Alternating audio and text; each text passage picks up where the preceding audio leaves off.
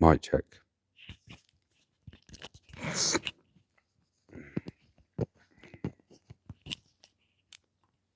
Mic check. Mic check.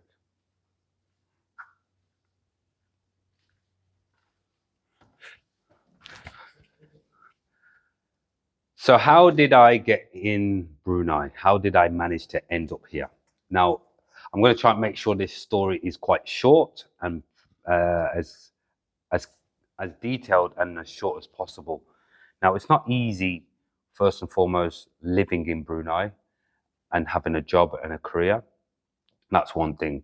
Secondly, Brunei is so small, so the chances of you meeting somebody outside of Brunei, or the chances of me meeting somebody else in the UK that is Bruneian, and then sharing maybe interest or being attracted, is very, very small. The chances are very small. Um, so that's a bit start of the story to get you to really understand. So I met my wife in Jamaica. Now I met her while I was living in the UK, and she was living in the UK. And the main thing that you want to understand is using those statistics and the chances of us meeting. I went on holiday to go there on my birthday, and she went on holiday to Jamaica for her birthday. Now, coincidence or not coincidence, I only went on that holiday because I felt it was a big treat for me because I achieved a big feat of buying my first house. Now, the only way that I can put to you how I ended up in Brunei is basically two things. I decided to go on a Bob Marley trip, but I decided to go on it on a different day. But my brother decided to change the date for me to go on a specific day where I met my wife. Now, this we do not stay at the same hotel. So similar to where you see minibuses pick up people from different locations and then send them off to the destination. Then obviously on the way back, drop them off. That was pretty much it. I didn't know where she stayed, and it was the only day that I met her. So we got to know each other on the back of the bus. Um, uh, we didn't. Well, I was attracted, but we didn't like. I wasn't full on, or nor did I have that mindset of really wanting to um, make that sort of initial point that I really liked her or I was really attracted to her. I wanted to be on a holiday just for myself and just to really enjoy just time for myself. So the only thing that I did is just without being too forceful is just write down or get a number to write down.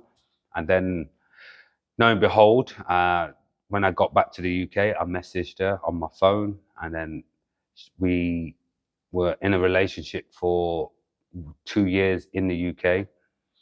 Her visiting my house, me visiting her house, and end up living at her house.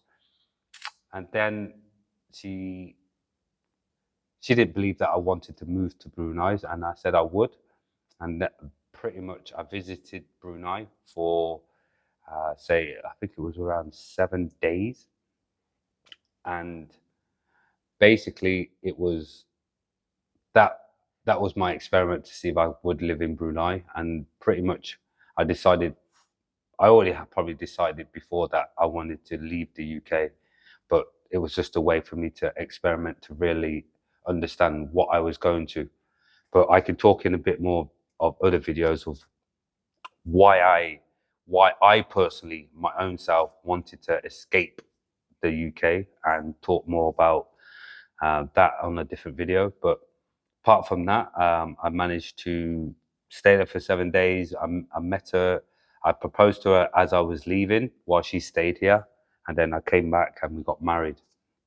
So it's not as simple as it sounds, but it's as it's as it's a very unique story that you got to realize that Brunei is a small country, Jamaica is a small country, UK is a very over dense and populated country, and for us to meet is very, very a unique point. But you can never rule out what God's plan is. But this video is just an insight of how I ended up into Brunei. Currently, I am obviously been here for 8 years, 8+ years, and I have my own private gym, which obviously long term I get to show you a bit about what I do. But I hope you like the video. And if you like the video, just share or subscribe. Mainly subscribe. You don't have to share these things, and leave any comments of any questions that you have for me. Mic check.